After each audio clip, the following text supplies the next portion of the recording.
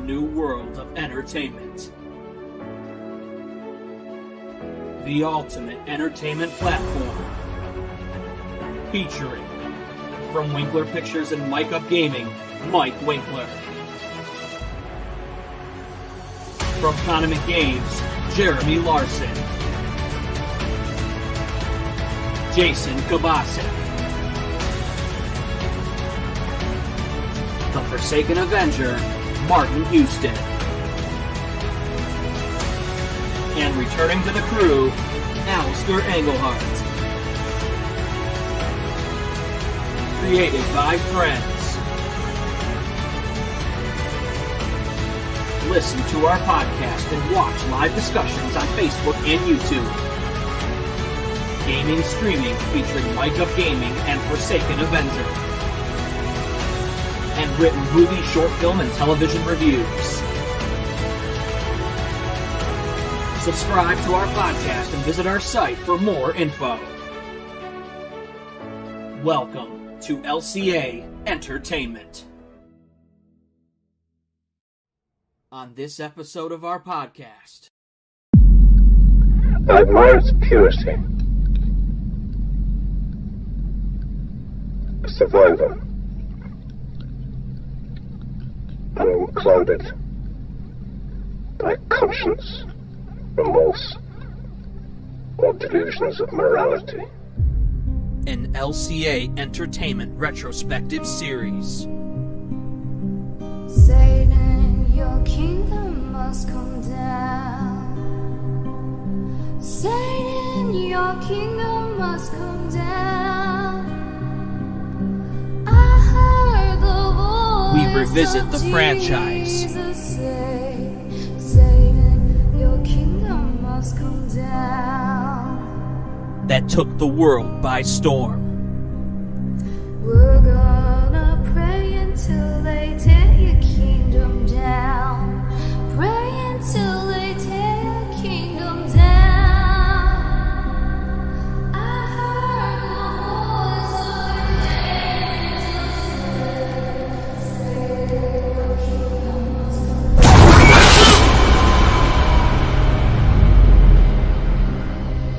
We're gonna shout till they tear. On this series, we review Alien, Aliens, Alien 3, Alien Resurrection, Prometheus, and Alien Covenant.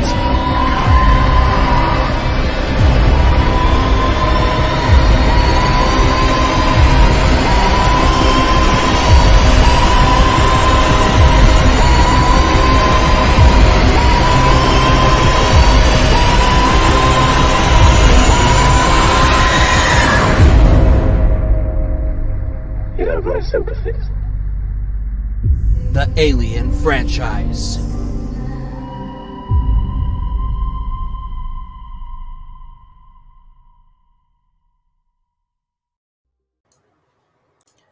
Welcome in, everybody, to the Alien franchise retrospective, the first 4 films of the iconic sci-fi franchise, directed by Ridley Scott, James Cameron, David Fincher, and some French guy that did Resurrection. I put it that way because I don't know who the hell he is. So anyway, I'm here with Jeremy Larson. We're hoping Jason Kabasic will be here joining us soon. This retrospective is courtesy of our very own Jeremy Larson, and I'm happy he did it because I don't know why this franchise didn't come to my mind to do this. It's a hidden treasure of a franchise that I think is wildly overlooked because the first Alien film gave us a brand new type of horror that we had never seen before. This is science fiction horror, but you could even just call it body horror. Oh yeah. Oh, it's body horror through and through. No question about it. It is the first Alien film is like dang near perfect. Like top tier. It has everything. It does. The suspense never stops. Even up until the end, it never stops. No, the intensity of just, and the thing of it is too, is that the first film is just one alien. And a lot of people Mhm. might think, oh, they're so used to the other films having numerous aliens. But the first movie works so well because we had never seen it before. Mhm. And in a way, I feel like the crew in that situation, that just one alien for the first time, is actually scarier than a whole group of them. It is. One alien is far more terrifying Mm-hmm. because you can't seeing an entire group, you at least know where the entire group is. Right. One, even with their little detectors, you see one, and it's just like, okay, so how is it? How close is it really? I love those detectors. When we were talking about alien isolation earlier, and Mhm. just in that game, having that device and pulling it out and just seeing that little blip just move around where it Right. feels like it's near you, but then it's not, and then it's Mhm. behind you when it showed it was in front of you. It was Mhm. creepy. It was It scary. was. Yeah, because you'll always see that two-dimensional map, but you'll never figure out if it's above you or below you. Exactly. Exactly. No, the first film is iconic, and it's hard to believe that movie is from, I believe, 1978. I can't believe it either. No, the year after Star Wars began. Uh, but that really was, I think this really was the movie that launched Sigourney Weaver's career, because this is definitely really much pre Ghostbusters, like pretty Yes, it far ahead was. of Ghostbusters. Oh yeah. So, this was kind of her breakout role, and this will always be the movie she'll really be known for. No question about it. I think Sigourney Weaver killed it in this entire franchise. Mm-hmm. In every single movie, she delivers such a powerful performance in all the different situations. Yeah, even in Resurrection, when she kind of had a shit script and a shitty movie kind of around her. Yeah, and in Mm-hmm. turn, she played a, a very complex character Yeah. compared to the Ripley that we knew in the three other movies before. Mm-hmm. Yeah. Yeah. Somehow she just makes it work. All the power to her. It's hard for me to pinpoint what my favorite Ripley performance is. I mean, we talk about the first film as damn near perfect, but Mhm. Aliens is really right up there with it. I mean, very much so. Right. Like And she's so good. a lot of sequels they can come back with kind of a lackluster idea when Mm-hmm. they're just like, oh, like, let's continue this idea. But Aliens Yeah. made it so much better, Oh far God, yeah. far better. Oh God, yeah. And the action in Aliens is just spectacular. I mean, this movie, I what frustrates me about people when they talk about James Cameron, everybody likes to talk about either Titanic or Avatar, and they like to Mhm. disregard Terminator 2 and Aliens. They just kind of put those two movies kind of on the back burner of his career. Mhm. And to be honest, I think those movies are much more enjoyable than Titanic or Avatar. Oh, absolutely. Hands down. I would rather watch an Alien or a Terminator movie over Titanic. Oh yeah.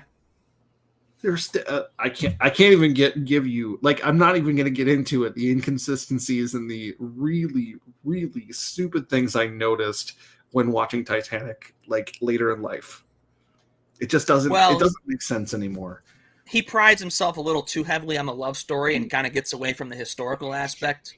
And Mhm. I think that's what ends up hurting it. I mean, you have the female crowd that loves the movie, but that's because they're caught up and sucked into the love story, and they're not taking in the actual historical aspects of the Right. film. And that's kind of the problem with that the most. And then Avatar, Avatar to me is fine, but Avatar to me, everybody is blinded by the 3D effects, and the story is just okay. Avatar is eye candy and special effects. That Yeah. is pretty much it. Mm-hmm. Yeah, Okay, that's really with all it is. because the reason that these films stand above those films is because Mm-hmm. this is all done with practical effects. There is Right. no CGI when it comes to the Alien, like the first and second Alien movies. It's not CGI. This is all like animatronics. Like, this stuff looks real because it is real. Right.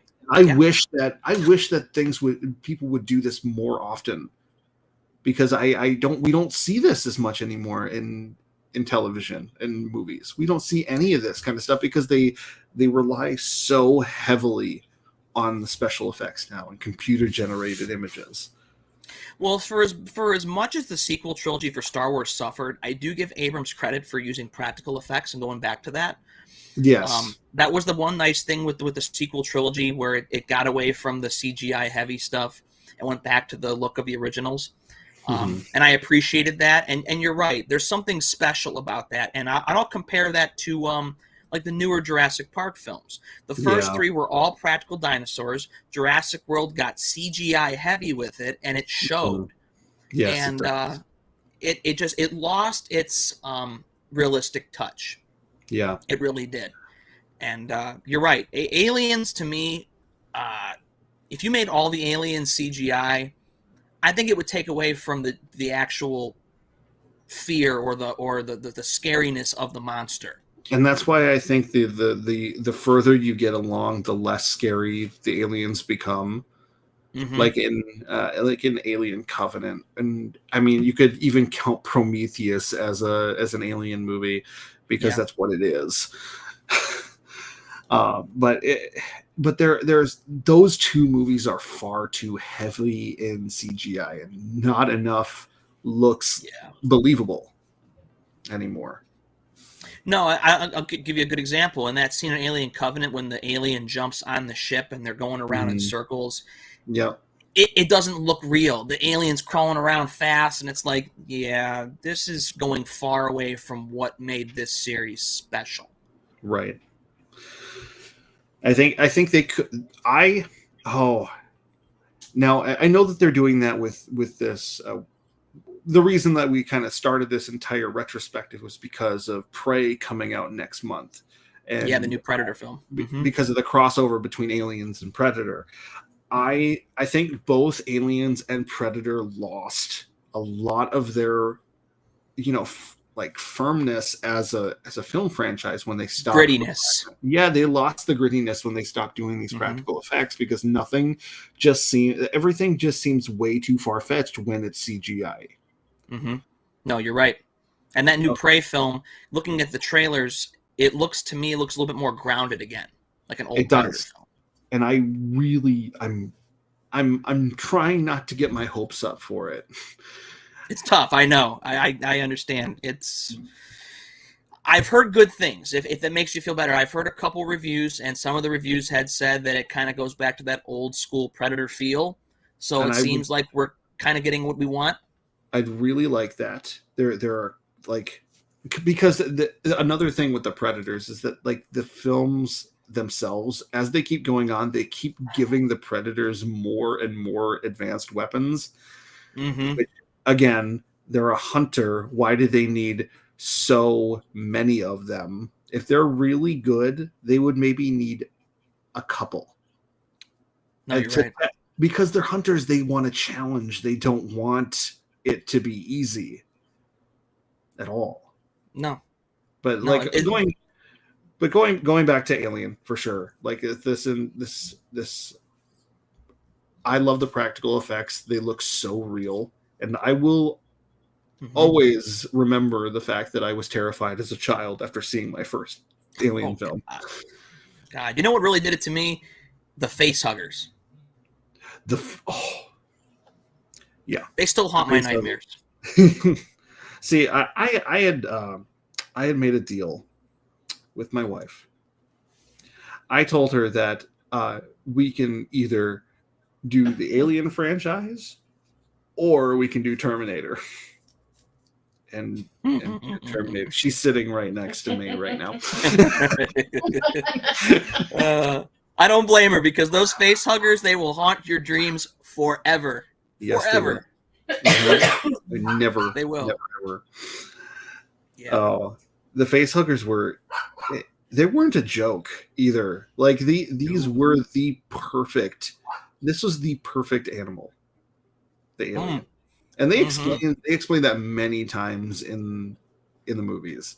Is that, I mean, the acid for blood.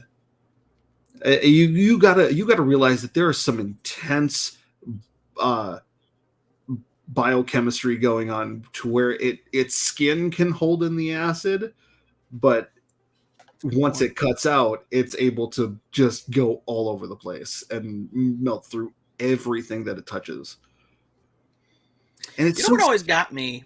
What's and up? I saw that in Alien Resurrection today. There was a couple scenes that were like there was the gun on the ground and there was slime still on it, and the Mhm. guy picks it up and touches the slime, but that doesn't burn him. Okay, well, that's because there's. I mean, we as humans, we have different bodily functions and body organs. Saliva. Yeah, that's the saliva. It's not the blood. Okay. Why would it? Okay. Why would it bleed over a gun? That's a No good one- point. That's what I was thinking. I was like, how did this get here? You know what my mom Yeah. always say? No one bleeds over a dropped gun. Thank you. That's good. Thank you. I was trying to make, spilled milk, but it just didn't work I with you didn't did. get that. I'll give you one of these. Oh, thank you. Good Thank joke. Good joke. Yeah. But yeah, no, that going back to that first film, I think the first time that I ever saw the alien burst out of the guy's chest. Yeah.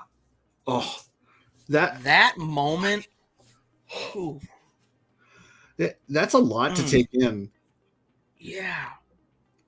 And I don't know if this is true or not. I feel like it is, but I heard that the cast didn't even know that was going to happen either. Really? Like their reactions are so genuine because they didn't expect the chest burster alien to just come out. Well, they So got they're- the genuine they reaction. I mean, they're terrified. They looked absolutely like it was beyond concern. It was just horror. That sometimes the best way to do it. Sometimes catching your cast off guard, you get those genuine emotions, and that makes sometimes for the best shot possible. Mm-hmm. Yeah. Mhm. No, that scene still gets me. And if in every alien movie, they all try to replicate that in some way, shape, or form. Mm-hmm. Some as effective, some Not as not so much. Yeah. I hate to give an example of this, but AVP kind of being an example of it. It has it in the movie, but it doesn't really Doesn't do play it. to the same kind of feel. No. So what's your favorite moment from the first film?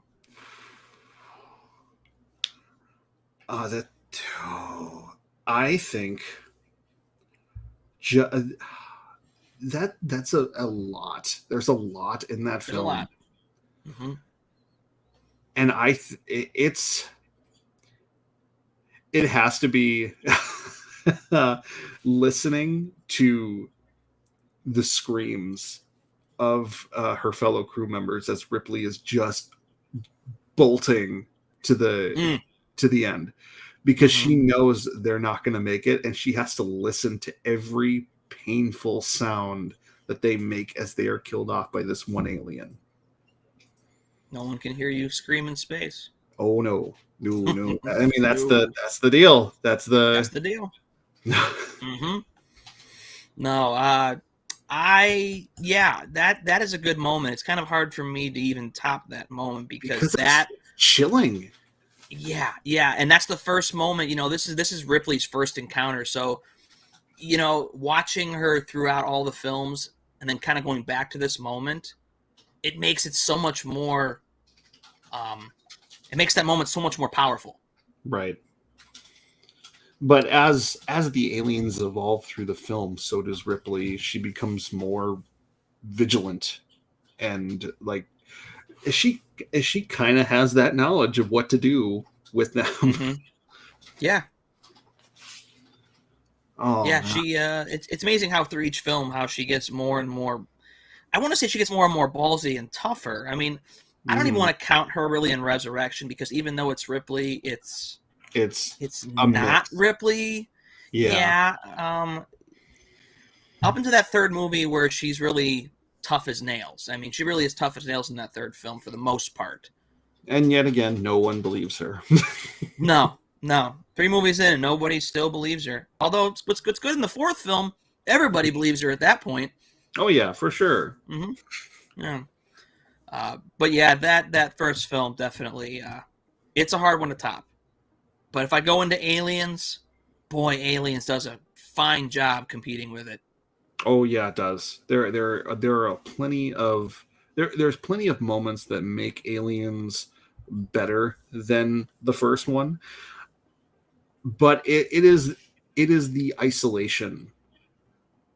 I think Aliens Mhm. did kind of what Terminator did. They established an enemy. They established that enemy in a solo way, like you were fighting this pretty much blind because you have like little to no way to defeat it. Mhm. Yeah, And then they turn it into an action film in the second in the sequel. that's true. Yeah, because we get the alien overload. But the thing is that I feel that Aliens and Terminator 2 are kind of on par with each other in terms of pacing, in terms of the enemy that they're facing. Even though Mhm. Aliens, you're just adding more, you still have the queen at the end. Yeah. Which is that's that caveat at the end. It's that you get to meet the queen. It's laying eggs all over the place. Like it just keeps laying eggs. Mhm.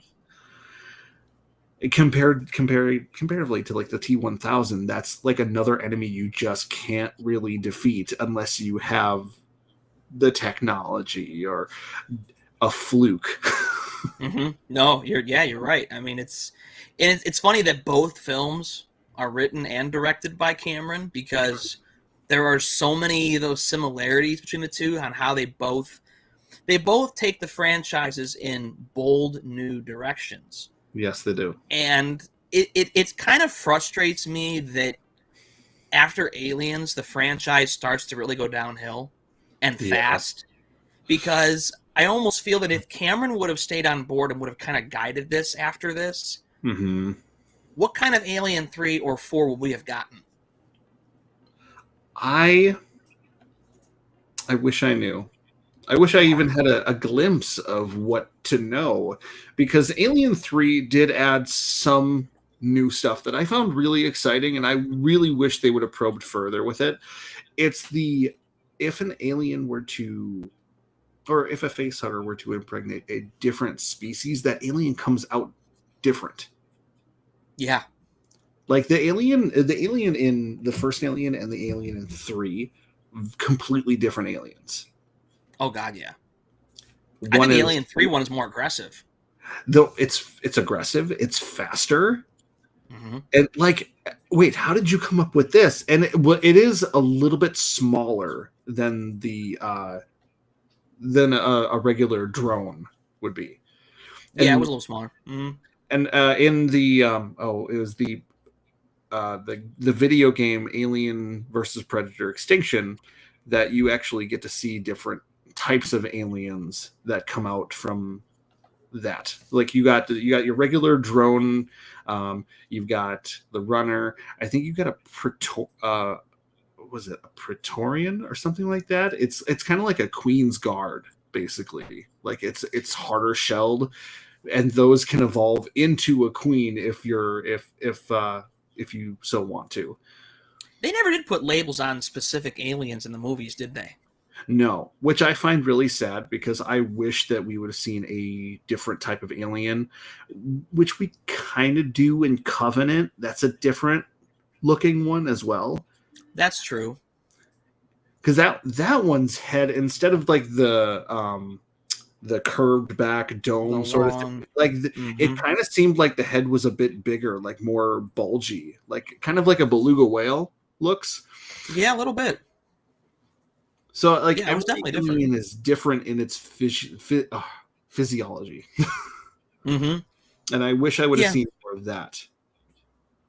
Yeah, that's kind of that. You're right about that. I wish they would have maybe dove deep a little bit more into like the alien as a species. Like the different types, the different Mhm. kinds of aliens. Yeah, That's something that I think Prometheus could have divulged into a little bit more. But that was it the problem focused with way too. Prometheus. It focused way too much on the creator aspect and the builders or Right. whatever, and I was just like, I'm not interested in these giant whitish blue humanoid looking people. I don't I And then to be honest with you, it kind of almost ruins the mystery behind the alien species, because now we're finding out, oh, these engineers genetically created them. So it's like, so they weren't their own species that came from their own planet. They were genetically created. And it's kind of like, oh, okay, that kind of loses some of its muster now. Yeah, it didn't make sense to me. Like the entirety of the first like scene of Prometheus didn't make sense. It was just like, oh, I'm gonna ingest this black goo and then suddenly die. Yeah, and they never really. That They don't movie is explain so that. full of plot holes and things that don't get explained. And then Covenant comes out and has a chance to build off of it and explain shit. No, just No, adds they more don't. mystery. We're gonna actually add xenomorphs this time, but we're gonna create a bigger mystery for a potential third movie that we Yeah, never got. we never got it. But no, Frustrating. I always thought the original Alien drone looked just perfectly terrifying. Yeah. Oh yeah. The one thing that always freaked me out was the tongue, or the mouth inside the Oh, mouth. the thing that pops out. Yes. Mhm. Yeah. And It's like a second mouth with a second group of teeth on it. Yeah. Mm-hmm. It didn't make sense, but it always was terrifying. And the fact that it goes through so quickly, goes through a human body just like that. It It- has that it- force and that feel. It's just a punch. Yeah. Yeah. I have to applaud whoever designed the alien, because they did so much with just Really how good it job. looks, with the teeth, the extra mouth, the The tail, the fact tail, that it has the- the acid blood.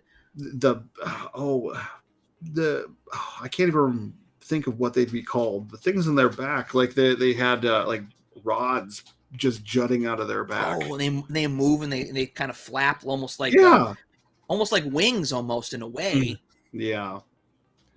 And their arms, their hands, even like there's so Everything much about to it. be said. There's so much to be said about it, Mhm. which is a fantastic reason why you would put the Predator against them. Oh yeah, For sure. perfectly matched. No question about it. And it makes sense that the predators would be hunting these things down. They make the perfect prey. Mm-hmm. So, I think my favorite moment in Aliens, one moment that always came back to me, maybe two, but one specifically is when they're all stuck in that control room Oh, and they don't yes. know where to go, and he pokes his head up into the vent and sees all of them coming through the vent. Yeah, and then he just falls down, and then they all just start coming out and screaming. Oh, it's a That was genuinely scary. one thing that I don't think we touched on about the first Alien film was I can't. You're gonna have to give me a pausing point here, because I can't remember the name. Oh my gosh! Give me somebody. Ian Holm as Ash. Yeah, I was going to talk about him, and I forgot about that The too. synthetic that you don't find out until like halfway through the movie is working for the company and on an automated routine. He's just like, yeah, crew's expendable. Sure, why not? We'll just take care of I'll take care of the alien. It's good. Yeah, And it's like, yeah, I don't need you people.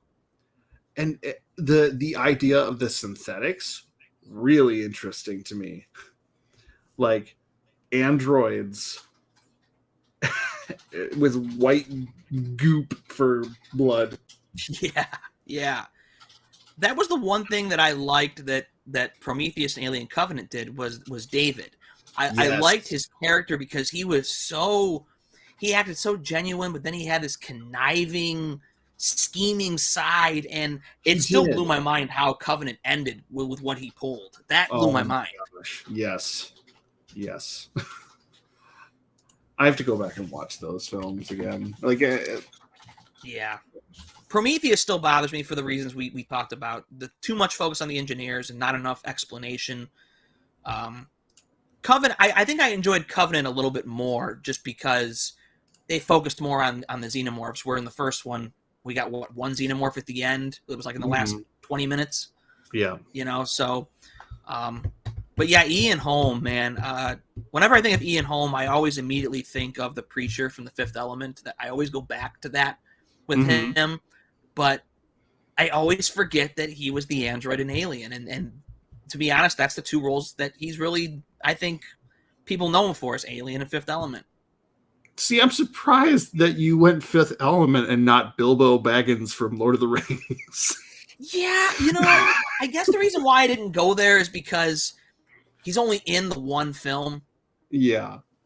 I guess that's why. But yeah, Bilbo, I should have recognized that too. But anytime I think of Lord of the Rings, I immediately think of Ian McKellen or Elijah Wood. That's what I immediately go to. You don't think of the Bilbo supporting cast, but like I see him as Bilbo and I see him as Ash. Yeah, and I never thought, like, in the first half of the film, before that reveal that he was, not human, I just thought he was a jerk. He was. No, he was a jerk. Like, those androids are all jerks. Oh, no, I actually really liked Bishop. Bishop was fine. Yeah, you're right. Bishop was good. Bishop was a good android. Like, he had his mission, and it was to save everybody else. He wasn't really focused on the company part of it to get the alien. It's funny you bring up Bishop, because now that brings me back to a question. Of course, the actor that played Bishop ended up being Wayland in AVP. Yep. Which was he always Wayland? And Bishop was modeled after the owner? Yes. They actually do the same thing in the Alien vs. Predator game from 2010. Wayland is played by the same guy. Now that's cool. Yeah, I like that. I love the fact that Wayland is modeled into one of the androids, because he actually, like, Bishop in 2 and 3, like, it's just like, I love the continuity that happens from that. I love same little, it's tiny Easter eggs. I'm okay with tiny Easter eggs. You can't have the entire film be Easter eggs. No, that'll be a mess. Oh, that's the one thing too. I can easily say that Bishop probably is easily the second best character in the whole franchise behind Ripley. Yes. He's got to be because he's so important in 2 and 3. And you're right, the development and the continuity is just fantastic. What really makes me a little bit sad, though, is the fact that we didn't get to see Hicks in Alien 3. I feel like they took away too many characters that we cared about in Aliens, and then they just kill off like 2/3 of them. Well, it's funny you mention that, because there was I have to look up the director's name. He was the guy that directed District 9. Okay. Neil Blomkamp. He actually had a pitch for an Alien film, and it was going to ignore Alien 3 and Resurrection and be a sequel to Aliens. And it was going to have Hicks in it, and Ripley and Newt. It was going to have all those characters in it. And of course, this is before Bill Paxton had passed. But but for some reason, the studio passed on it. They passed on it, and they went the Prometheus Covenant way instead. And I'm thinking, I get what they were trying to do with the prequels, but at the same time, maybe that film would have made up for the lackluster sequels. I mean, 3 is still decent, but it would have given us what we wanted from Aliens to follow up from.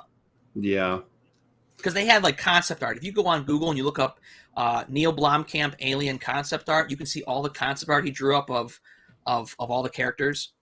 And he had a great idea. It was going to look a lot like Aliens. And I think it's a shame they didn't go that direction.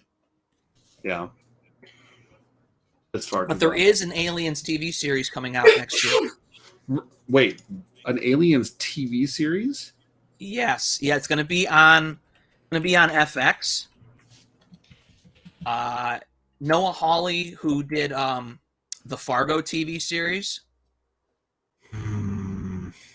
is running it, and it's going to take place on Earth 70 years before the first film.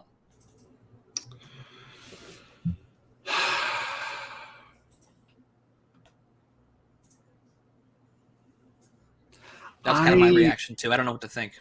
I'm very apprehensive because not only they're making a prequel series, I don't think that's the right way to go.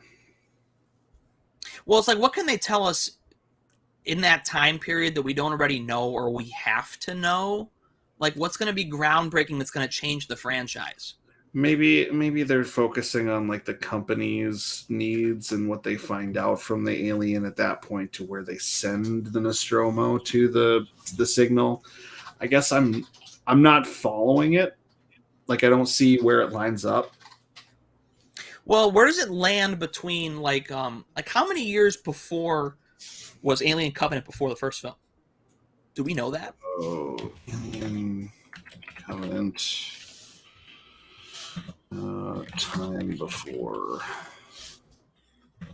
Alien. Let's see.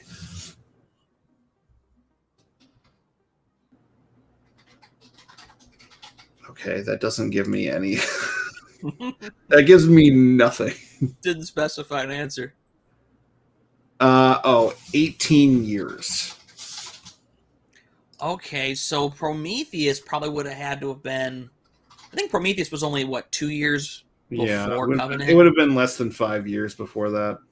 So we're talking about 50 years before even Prometheus this series is going to take place? Yeah. Yeah, I don't know about that. I'm not sure they would have had a series maybe be after Covenant. That would have made a little bit more sense. And even looking at the time, though, like, Alien Covenant is set in the year 2104. Mm-hmm. That is roughly 80 years from right now to where they have that kind of technology. Yeah, I don't think that's going to happen. You're going to look back 50 years prior to that and have a prequel series based off of that. Like, I know our technology is not terrible right now, but we're not even close to alien technology. No, this would be like the early days of ships. And it's like, okay, where's the alien come into play here now? And how would you even get the alien in the first place, let alone contain the alien? There's no. Well, yeah. It never got to Earth in the series. The rumor was that after they did Resurrection, there was supposed to be another film that was going to take place with the aliens getting to Earth somehow. Yeah, it's like that would have made a little bit more sense for a sequel to do that if it was a sequel series. But for that, how's the alien going to show up on Earth? They supposedly didn't know about the aliens until the Nostromo went there. Yeah, unless there's a face hugger on the ship that Ripley and Winona Ryder's character took to Earth. Mm-hmm. Yeah, that's what I was thinking too. I'm watching the end of the film and I'm like, okay, so how was the next one going to take place on Earth? It's pretty definitive that the Aliens series pretty much is over at that point. It feels like it's over. Because you mentioned to me when we were talking about that, you said, well, Resurrection is kind of the ending. And I didn't really remember, but I'm watching the ending and I'm like, yeah, I don't really know what was left here. There was nothing left to do. Like you've explored every single possibility that you could with the alien in this timeline, I guess, and in the fact that it was just combating the human race. Like, unless it was scientists going to visit the home world and a chance to learn more about it as a whole, which is possible, which would be really good, and multiple games set up for that. Mm-hmm. Yeah. Never got any clarification on that. Also, how would that even be? How would you even have an alien homeworld?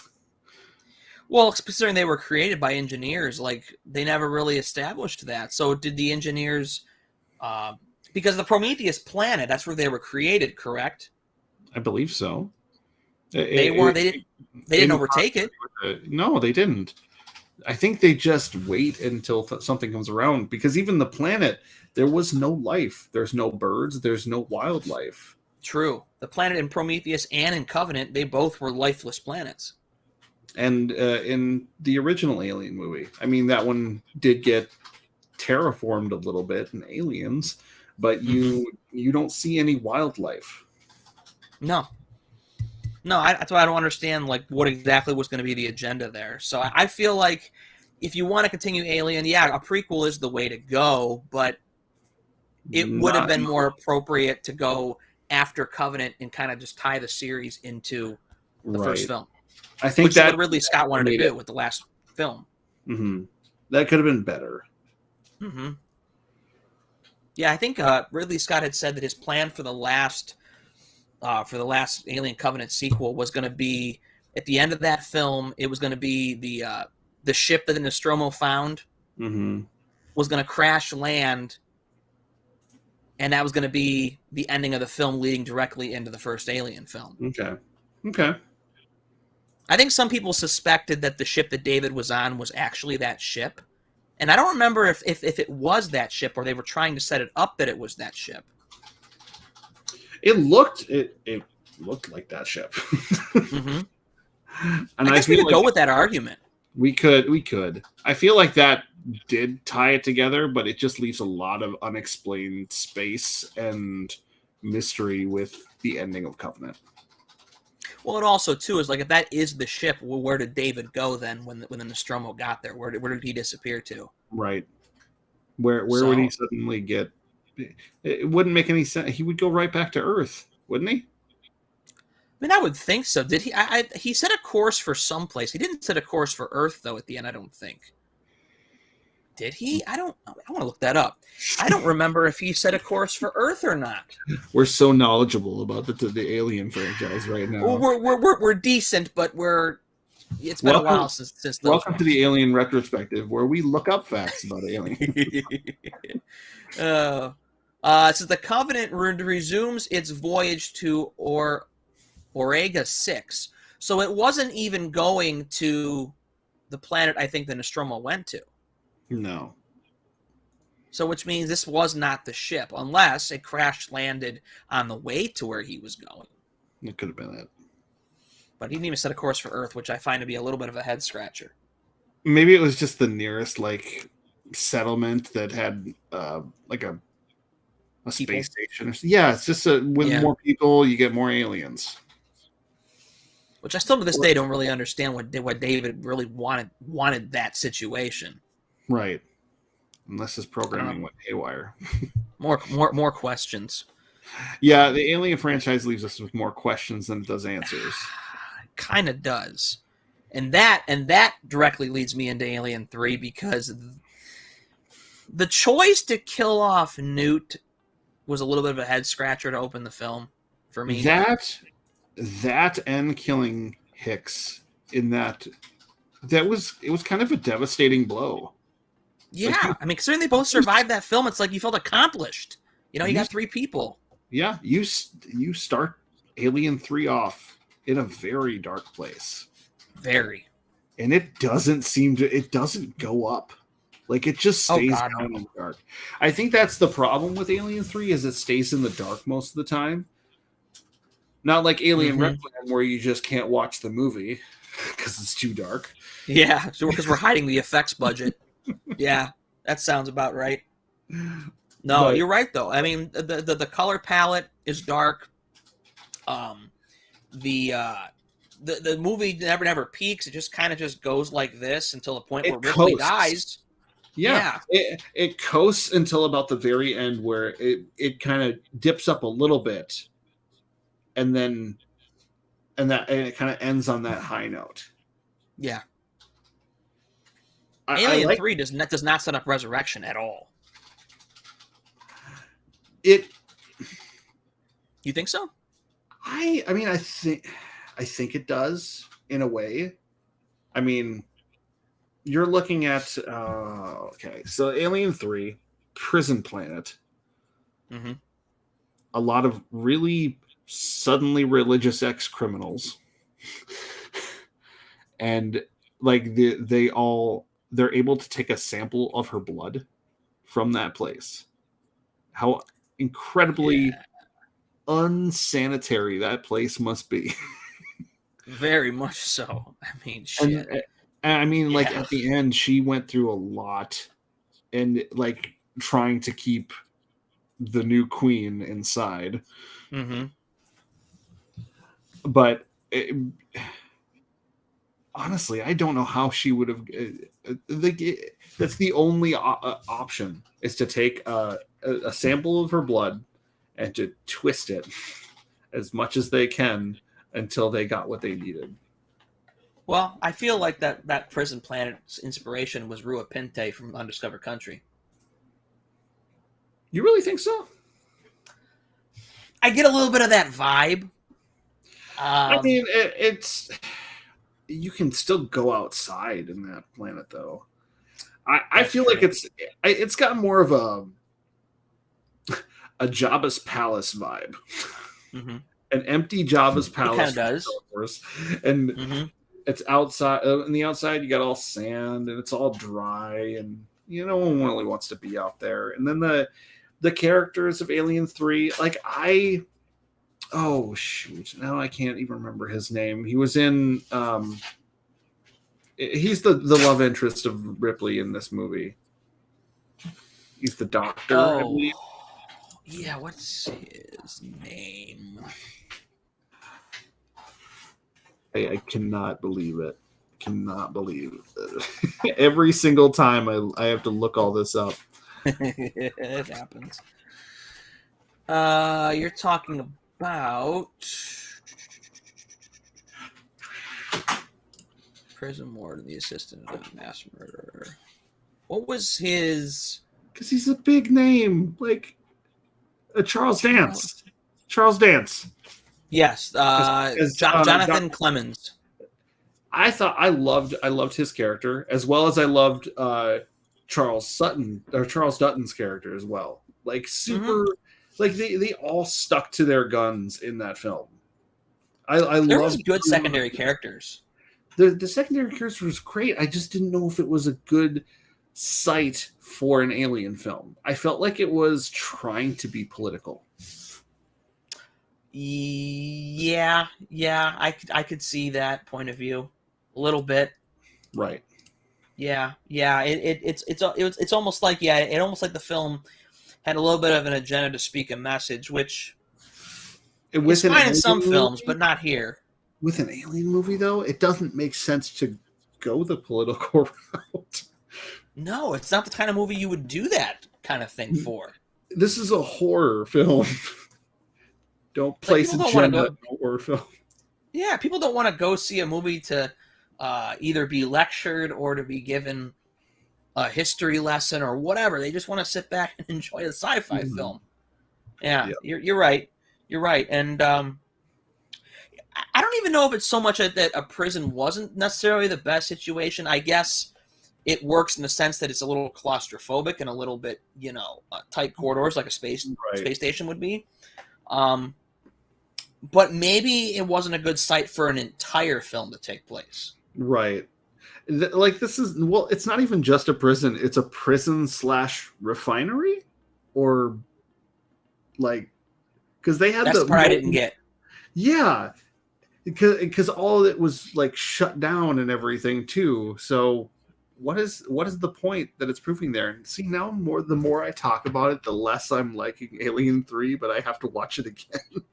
The more it becomes a little bit of a head scratcher, like what was the thing here? Okay, so you just got done fighting Alien in Aliens. You fought, you blew up the Queen. Oh no, you blew her out of an airlock.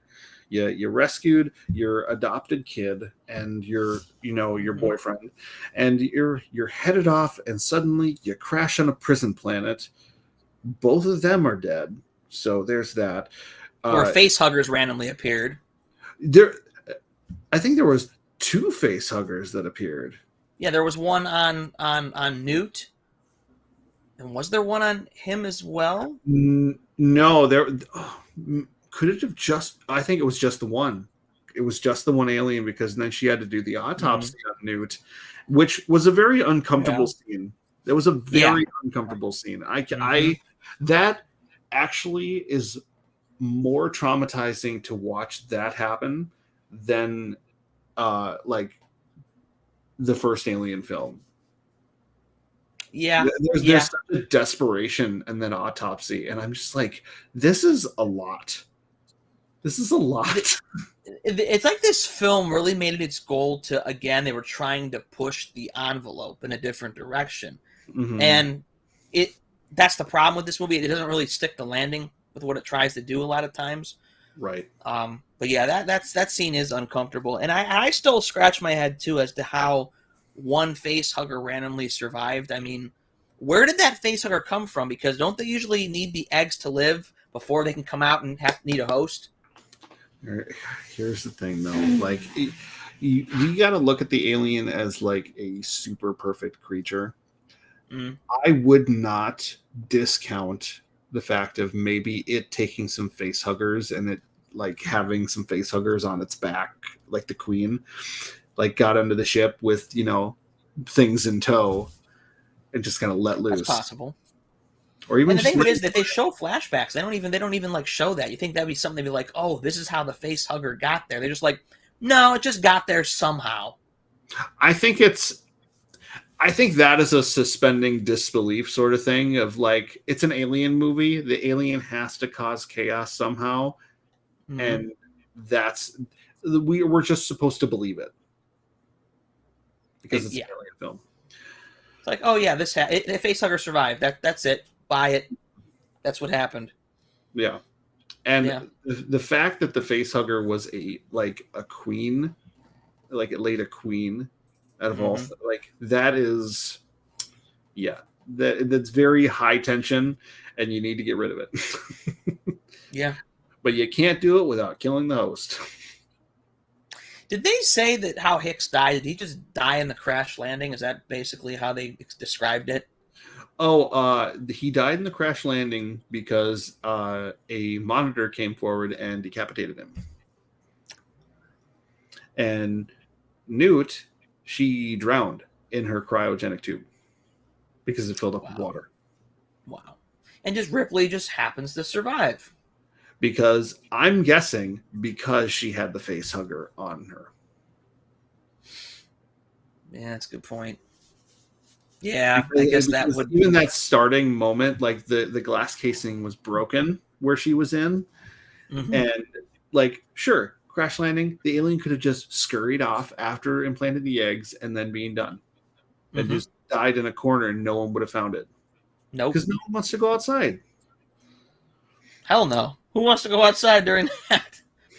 I will say though, the similarity between Alien and Alien 3 was the scene with the android. So they were able to take the head and suddenly make it work again.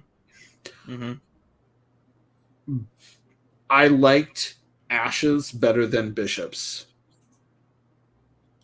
Ash's looked extremely realistic when they were able to like take his disconnected head and to connect computers, and he suddenly was able to just kind of talk and like give facial emotions. That was low-key very terrifying, like almost just as terrifying as the whole alien stuff. It's just like, yeah, you're looking at a severed head that is talking to you and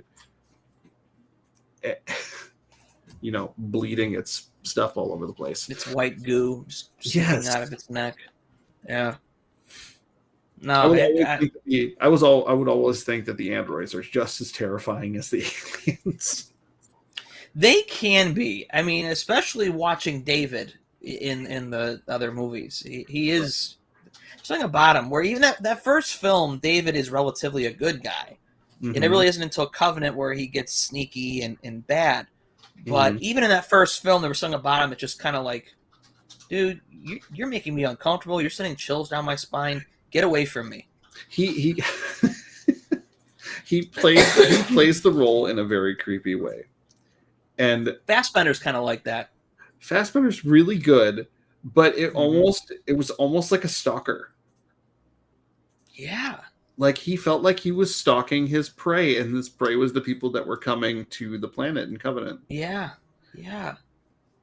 What was the character's name in the first film? The one that was the lead in the first film. Do you remember what her character was? I remember her name. Prometheus, Covenant. They're hard to remember. That's what angered me about Prometheus and Covenant, though, too. That she survived to the end of the first film, and then the second film starts, and it's like, yeah, she went on a journey with David, and she died. Yeah, Like, pretty much. oh, okay. So her surviving the first film really wasn't necessary. Hold on a second. You mean to tell me, right, that Prometheus came out in 2012? Prometheus that old already? 10 years ago? That movie's 10 years old already? Holy shit. That does not feel 10 years old. And then Covenant is 2017. They took 5 years to make a sequel. No wonder the Alien franchise kind of took a little bit of a dip. I mean, it's like, you can do one sequel every 5 years. Yeah, you're going to get that a little bit of that lull feeling when you come back to the box office. No, right. They feel like, no, people will be chomping at the bit. Aliens franchise is successful, but people are not chomping at the bit for it. No. I mean, people are more chomping at the bit for Terminator than they were Alien. Yeah, and look what happened with Terminator for the most part, too. Terminator... I still don't think Terminator's bad, but... No, I still think Genesis and Dark Fate are good, and I think they got a bad rap, and I don't think they deserved it. But looking at Aliens, it's hard because they don't... Like I said, it goes back to the budget and the effects. It's just you need to make it believable again, and they're not willing to go that distance for it. Mm-hmm. Well, the practical effects for are a little bit more expensive because they got to spend money, for the people to make them and all the materials and shit. And it's like they don't want to go the extra mile just to give it a little bit of an extra special feel. That's the thing, is that they're not willing to put in an extra effort. I would rather see a film with that extra effort than all of the CGI in the last few movies. Absolutely. And that's the one thing people jump on Marvel for, is that they say Marvel is great and everything. They go, but Marvel, again, a lot of it is CGI fests. And, that's what we're trying to get away from. We would like more practical effects. I mean, you can't do practical effects for all Marvel stuff because some of it's impossible to do that for. But it's like you have those directors, what is it, Scorsese, and there was somebody else who really gives Marvel movies shit, saying they're not films or they're not movies, and it's like that's a little bit of a stretch. It is a little bit of a stretch. It's hard to determine what is and what isn't a good film because everyone has different tastes. Like we all say here, it's subjective. Mm-hmm. It's always going to be subjective because there's always going to be someone that likes it, and there will be someone who does not, and for their own particular reasons. I think Scorsese is jealous because his movies don't come anywhere close to making that amount of money as Marvel movies do. That's the problem. that seems like that's the subjective part of it. He's just, he's just being salty. It's cool. Mm-hmm. Don't be salty. Don't be salty. And don't be like that. Yeah, coming from the condiment games, don't be salty. Don't be salty. Just keep the salt on your fries. Don't be salty about Marvel. Right. But I told you about Alien 3. Alien 3 has the special edition that's a half hour longer. Now, Aliens actually has a special edition too. I don't know how much longer that version is, and I'm having a hard time comparing those two. I'd have to go back and watch them again. Right. But Alien 3's special edition is superior because it's closer to director David Fincher's vision. I guess that there was a lot of studio influence with that first cut, and there's a lot of things that happened, I guess, in that first cut that were not his decisions. Mm-hmm. And he blames some of the negative effect of the film based upon he didn't get to do certain things he wanted. Yeah. The special edition does fix a lot of that. I mean, it doesn't fix some of the broken stuff. I mean, the movie's broken in parts because it's just broken. Yeah. But it definitely improves it. Right. Alien Resurrection has one too, but I think that's only like 5-10 minutes longer. But yeah, Alien Resurrection, this is the one I really wanted to talk about because this one... Okay, I want to give you exactly what Alien Resurrection is. It is the Alien franchise, but they just went kitchen sink on it. Mm-hmm. You summed it up perfectly. everything in the kitchen sink. Let's bring it up and let's mold something with it, and that is what we got. Yep. Yep. I This love movie feels. Go ahead. it's. I love the starting of the movie. I think the cloning and all that stuff just to get an alien, it shows the desperation of these companies that want this thing for whatever purposes. I don't know what the reason is still.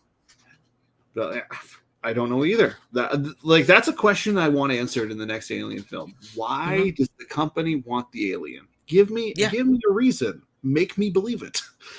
There was only one line drop where the one doctor had said something about how, we can cure some diseases and this and that. I'm thinking, what do you need the aliens alive for to do that? Like, and what exactly are they going to give you to provide a vaccine to cure a disease? Right. How do you know this? Right. And like looking at like the Alien Resurrection cast is really like full. It's stacked. Like you got Sigourney Weaver, you got Winona Ryder, you got Ron Perlman. Ron Perlman is really good in this movie. I liked him in this movie. I did, very much so. And it's just they all play so well together. I think my favorite scene is the basketball scene. Oh yeah, it's just moving it around and just... Also, when she makes that like half court backwards throw, that's the first time she did it, and that's first take. That's everyone's reaction from it. Wow. She I guess Sigourney's got game. All right. And I love the different version of Sigourney Weaver in this too. Like she in her head has that hive mentality, that generational hive mentality that the movement of the head at times too is like an alien that she kind of does. Yeah, she isn't human, but she isn't alien either. Like I love half. I love everything about Sigourney Weaver in that film because it completely changes the character. I did like. I liked her. I think my only gripe is, as I'm watching it, especially the first act, the last act is fine, but like the first act and a half, it feels very B-movie-ish. The movie almost feels a little cheap. It is cheap because it's there's so many jokes, there's so many jabs. There are little things that just make it seem like is the movie just trying to make fun of itself. And then when it gets into the heavy, it gets heavy. Yeah. Like I said, the beginning of the movie when they do the clones and everything, and I found that to be interesting. When I saw the clones, the heavier scene of the clones, half alien kind of, like that was a little much. But that was pretty disturbing. This is Alien. It's body horror. They just took it a different direction with that. And suddenly you're seeing morphed Ripley and Alien Queen. Like you see one where she's like full body her, but her head is like half alien meshed in with it. That was so screwed up. And the one that was still alive. And that she had to... And not only that, okay, let's bring it here, right? She didn't even do it in a merciful way. Let's make this very clear. I felt like that should have been less extreme. Instead of how about you just destroy it with something that is quick and easy, not burning them alive with a flamethrower. And you know what gets me with that too is like they were trying to hide from the aliens. Well, that's one way to attract them to you. Right. I'm just sitting there. They're all standing there watching. I'm like, is anybody watching the corridor behind you to see if one's going to come? They were just as stunned as we were. They were just like, no, we got to focus. It's like looking at it's like looking at a car crash. It's just like you can't look away because there's so much going on. Yeah. No, that's true too. Yeah, that scene was a lot. I'm That just scene was over the top. That was the one scene I could have gone without in this entire movie. It would have taken away from that, but it wouldn't. It also wouldn't have explained the ending either, which I also felt was a little much and over the top. oh the especially the hybrid monster that The what was that alien called? I can't even remember, but it was did it just even like, have a name? but it referred to Ripley as its mother. As its mother, but then I'm also sitting there trying to figure out, like, how is there another alien queen? The queen was killed in Aliens. Where did this new queen come from? The new queen came from that's the reason that they were cloning Ripley in the first place, is because they wanted to get the queen out of her chest. They show that in the beginning of the movie. That's right. That's So they right. take That's it why it out. refers to her as mother. Yeah. Gotcha. Okay. Yeah, I So must have missed that part. So they take the alien out of there. They they somehow get volunteers to do this experiment, so they're able to make more aliens on a ship. It's like the analogy of putting the Incredible Hulk inside of a subway train. Like that's exactly the kind of chaos that you're looking at here. Did you ever once think that this may not be a good idea? Were those people volunteers, or were they? I think they were captured. They may.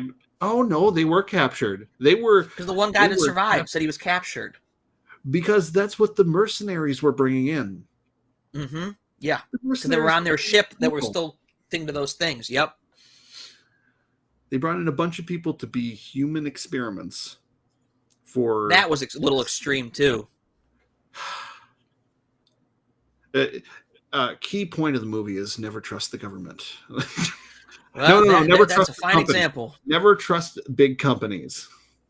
Yeah, I mean, I'm sitting here watching, and I'm looking at all these people on the ship. Every person that works on this ship before the mercenaries come, they're all weird people. They are. It didn't make any like looking at the entirety. Like they didn't know how to handle anything. No. And the one doctor that's making out with the glass of the alien, I'm watching that scene, and I'm like, yeah, that was. Why is this happening? That was really bad. Well, it makes sense later when he's still down in that chamber and he's all attached to the hive and shit, and he's going on and on about some kind of mumbo jumbo. Yeah. I couldn't figure out if that was still him rattling it off, or he just went insane and was rattling it off. And then like there's these just like, I feel like the movie is trying not to be like campy, but it really is at some point. It was campy. Like when the soldiers are like getting into the escape pods to get out of the ship and everything, and then the one general throws a grenade in there because he sees an alien go in, and he does. There's aliens around, and he stands there to take the time to fucking salute, and then he gets killed from behind. Yeah. That felt like a parody within itself. Yes, that's exactly what it was, because they're not like, these are military personnel, and they're acting like their first day on the job. Yeah. And not what you even, would do is you throw that grenade. You would throw that grenade, hit the door to close it, and run like fucking hell. Run. That's what you do. Oh, that's frustrating. That scene's frustrating because I'm thinking, you know what, Captain, you didn't have to die. You did not have to die in that situation, but your dumbass felt like I have to salute those soldiers right now. That's got to happen right now. Mm-hmm. But yeah, no, the movie, that first act and a half specifically feels really campy. And I couldn't really put my finger on why, but then when I was watching it today, I'm just watching the way it's shot, how the dialogue's being delivered, certain things that are happening. I'm like, am I watching a movie I picked up at Blockbuster, 15, 20 years ago that I just grabbed on the shelf that was just released direct to video? Because that's what it felt like at times. Yeah. I'm wondering why Sigourney Weaver was in this at first. It was the money. It was the money. Money talks. And she was also a co-producer on the movie, so that also is a bit of a head scratcher. Mm-hmm. There's a lot that went into this movie that's very confusing, and I'm really hoping that if they go further with it, that they create something a little bit more simplistic. Simplicity is key. Now, would you be down if they decided to reboot the franchise? Would you go for it? I think it's too early. It's definitely too early. It's far too early because they've already rebooted it once. I would wait. I hate to say it, I'd wait another 10 years. You know what scares me about that too? Disney owns the property now. Disney owns the Alien property? Because Fox owned the Alien property, and now Disney owns Fox. You're never going to see it again. I'm just going to call it now. You're never going to see it. They keep saying that they're going to keep the franchise intact. I'm thinking, it's going to go to that TV franchise they're going to do, and that TV show probably won't last but a season or two, and then it'll just disappear into the abyss forever. That's the issue. I think that the TV series is a bad idea. I'm not going to watch it until after it comes out, like in full, so I can watch see where it gets received. What happens? I don't like even Predator. I'm still like I'm excited for Prey because it looks it's a great concept. Like this concept is great. I also think the fact that they're also putting it in native tongue as one of its languages is good. Oh, that is the right way. That is the right way to do it. Like, I almost want to watch it in that with subtitles. Like, that's how I want to perceive it because I want that immersion. Because you're going back to the time of natives. Like, just do it. Just do it. Yeah. What scares me again, though, anyone listening to do that as well. Don't watch it in English. That's just not okay. Watch it properly. What scares me though is that Disney does own the Predator franchise now too. Because Predator was also a Fox property. That's why they were able to do AVP so easily. And the good news is if Prey ends up being as good as it looks, then okay, then I'll feel a little encouraged about Disney even owning Alien at that point. But if this movie bombs, I think all hope's lost for both franchises at that point. Well, I think it's just like we should have left it at we should have left it at the first Alien versus Predator and just kind of left it there. Because every movie after that turned into kind of a dumpster fire. Yeah, and it's sad because, when we get into Prometheus and stuff with the next one, but what's sad about this is that Ridley Scott did those two films. He was the brainchild of the first Alien film. So it dumbfounds me how he was not able to capture that same essence of that first film and kind of repeat that. Yeah. Kind of what makes me almost wish that Cameron would have been the one doing the prequels versus Ridley Scott. Right. I hate to say that because, people throw up the debate. Who was the better Alien director, Ridley Scott or James Cameron? To me, I don't think it's even a fair argument to even do that because both Alien and Aliens are two totally different types of Alien films. Right. Bring them both together. Joint effort. That would be a hell of a collaboration. Yes. Do that. I would rather have the two leading people that made this franchise what it is to bring them together and to make something absolutely breathtaking. Yeah. And I think they both could put their creative minds together. Oh, because I think it'd be something special. See a similar vision with it. Mm-hmm. It's like, even though their path may be different, it still kind of forms in on what the franchise is. Mm-hmm. Yeah, I think there's an opportunity here. Again, there's an opportunity that I feel like they're just going to miss. With Cameron being so focused on his Avatar sequels, that's a whole other discussion and debate that I don't understand why he is so put himself so much into that franchise. I mean, I would have loved to see him come back and actually direct a Terminator film, but he won't do it. I mean, him producing Dark Fate was as close as we're going to come. See, I think the problem is that the majority. Like the majority of people who like the films are more likely to go towards the Titanic or Avatar, and they're not. Mhm. They can't stomach the Alien franchise, I don't which is understand really why. sad. It's really sad because I think they're really good films outside of the fact of being horror. Like they're the screenplay, the music, the tension, everything that is in the first two movies, it just feels right because you feel bad all like you feel wrong all the time, like something's going to go Mhm. wrong. It's the perfect display of emotions at all times. But after that ending of Aliens, you never see it again. No, You the don't the first two films are never recaptured. you can't recapture that without those people on that project, and you could make something glorious. You could.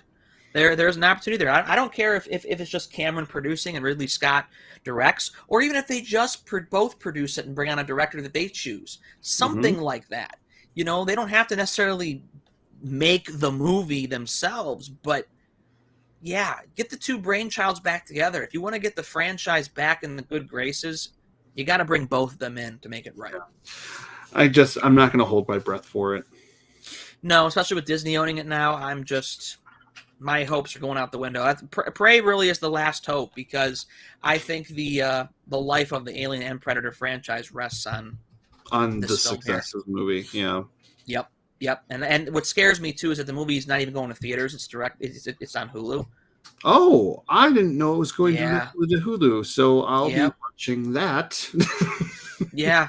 Which I don't know why it's going direct to streaming though. Like that's what scares me. Why is this not going in the theater?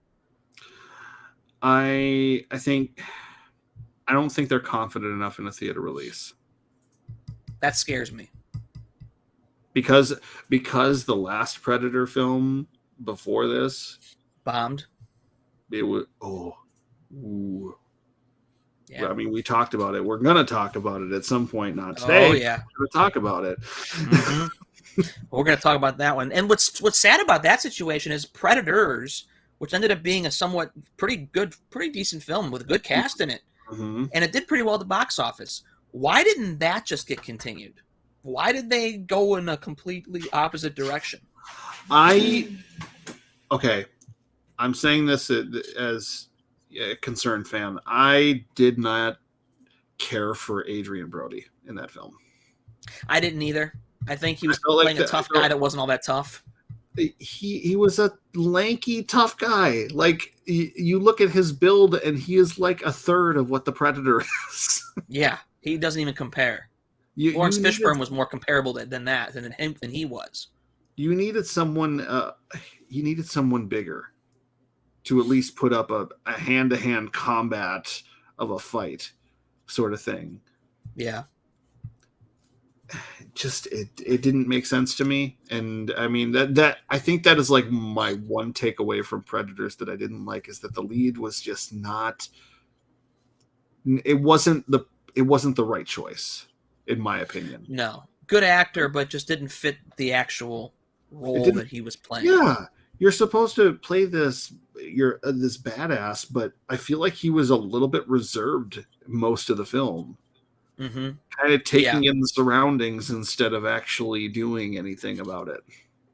Yeah, well, that whole first act of that movie is a lot of taking in the surroundings, and it's almost too much of that. Yeah, but we'll get into that whole thing when we talk about those because that's going to be with the Predator will be an interesting discussion. But okay, so how do you rank these four? These four movies. Okay.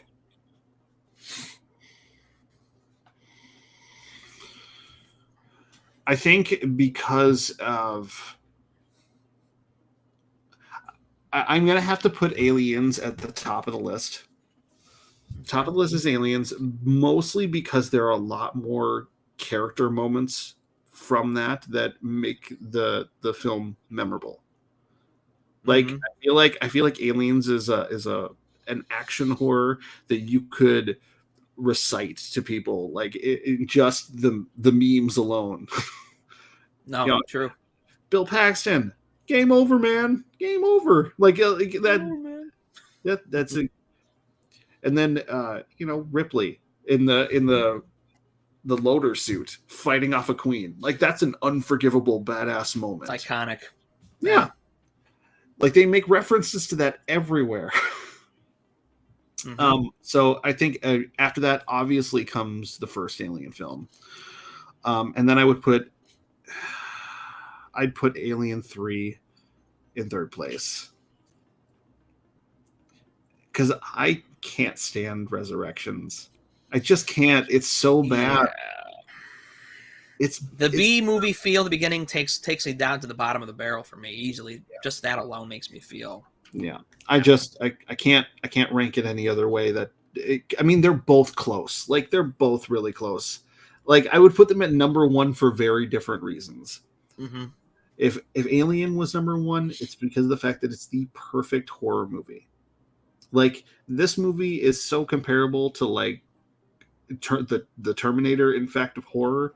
Like that, you just have hopelessness through the entirety of the film. Yeah. There's no hope whatsoever in that film. I mean, it's and that's kind of the same. Well, I guess it's kind of the same way that Alien 3 did. Alien 3 had that same similar feel. You had no hope throughout that film either, for the most part. But you're right. That doom and gloom feel of the first movie is just there's something particularly special about that. Yeah. I think my order is about the same as yours. Resurrection's easily bottom of the barrel. That B movie feel just it kind of almost took me out of it. By the time I get to that last act to take it all seriously, I was already kind of removed from the movie at that point. Yeah. At least with Alien 3, at least it still felt like it was on the same. Tonally, it was kind of similar to Aliens. It felt like it was still on that same page. I guess the 200 years between 3 and 4 will do that to you. Yeah.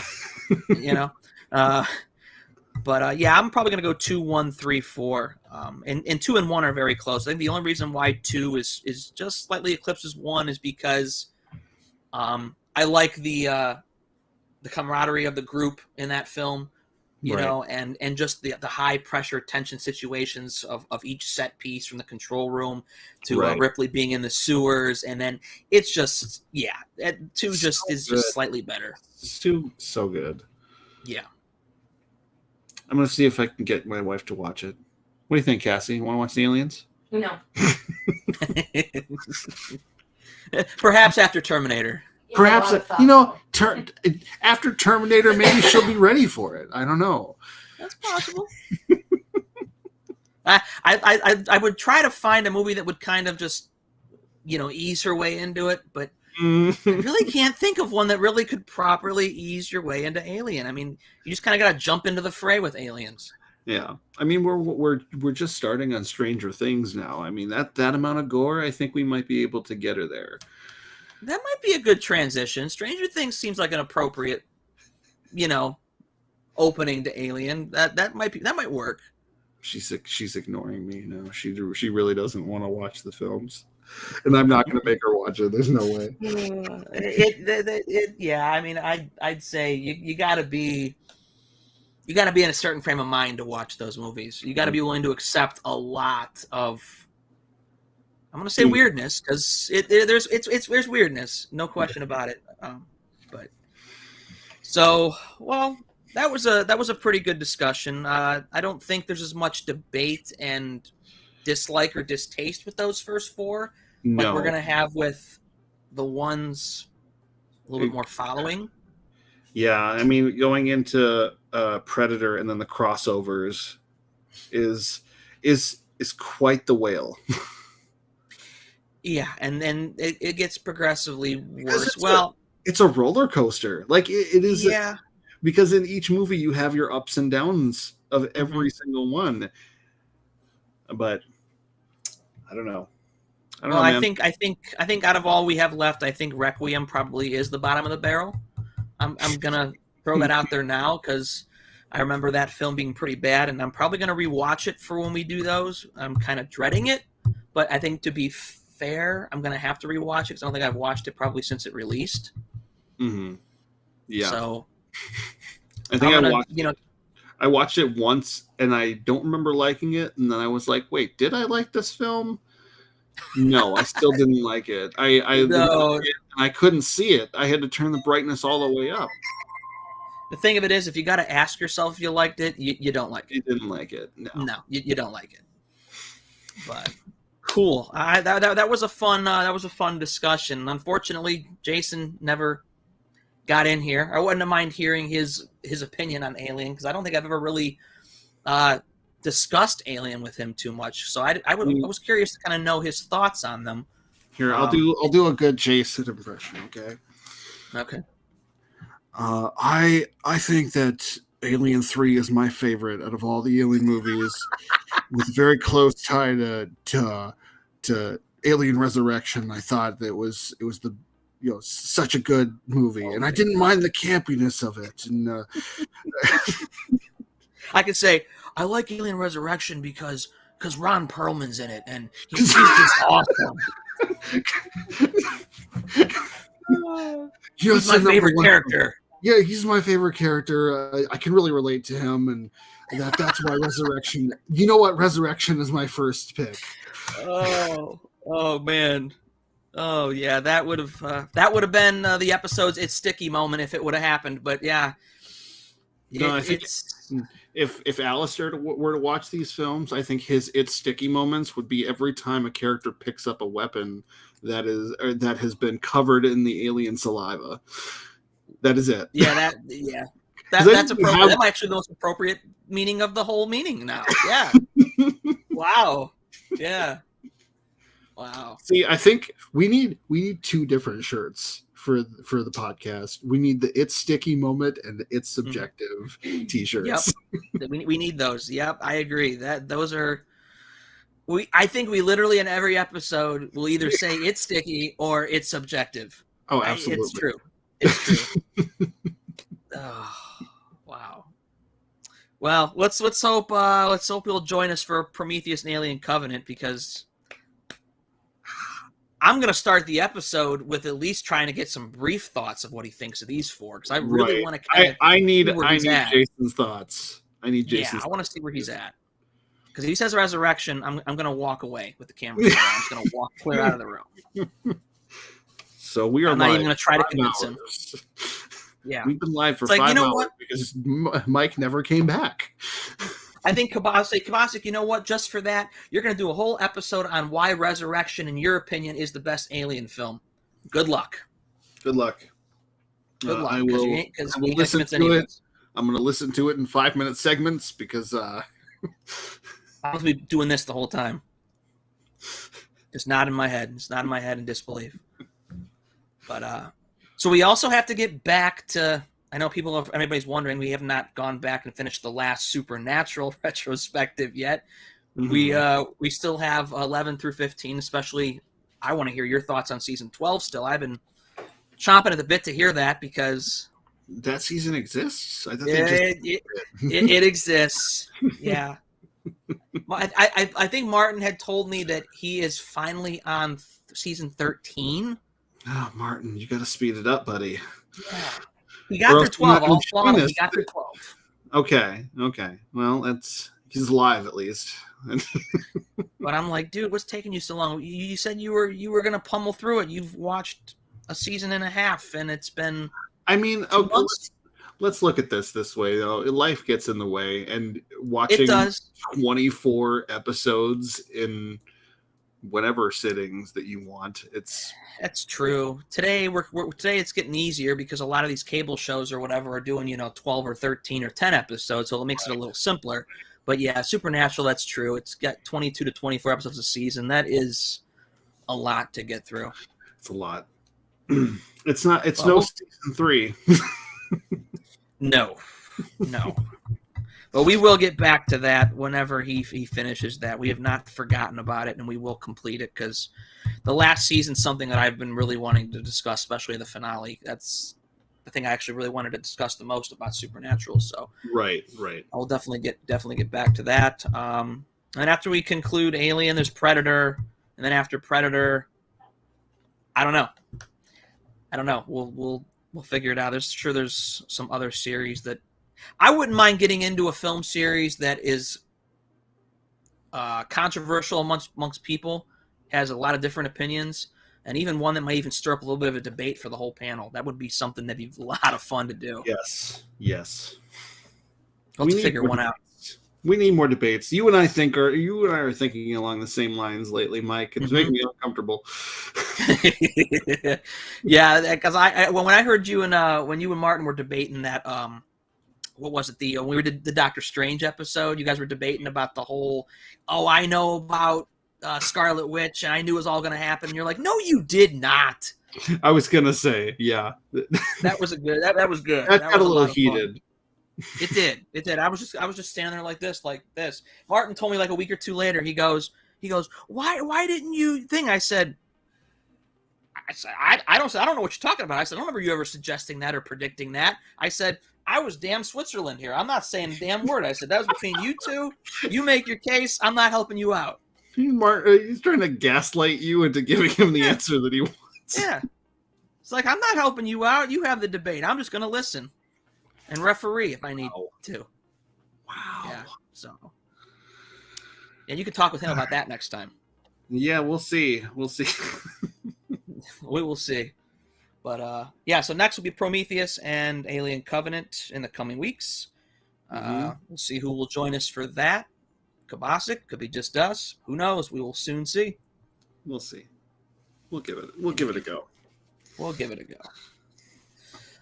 All right, everybody. Thanks for joining us on another good, spirited episode. And we'll see you on the Prometheus and Alien Covenant. That is a wrap. Cut and print.